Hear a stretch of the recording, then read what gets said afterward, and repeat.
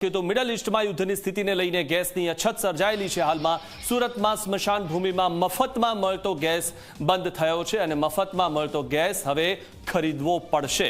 ત્યારે ગેસ કંપનીએ સ્મશાનના ટ્રસ્ટીઓને પત્ર મોકલીને આની જાણ કરી છે। સ્મશાનને વિનામૂલ્યે ગેસ આપવા સીએમ સમક્ષ રજૂઆત કરવામાં આવી છે। ટ્રસ્ટીઓને ગેસના ખર્ચ માટે જાતે વ્યવસ્થા કરવી પડશે।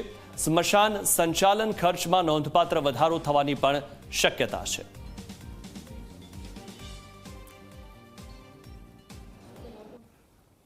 ગુજરાત ગેસ આપણને વિનામૂલ્યે ગેસ પુરવઠો ફ્રીમાં આપતા હતા।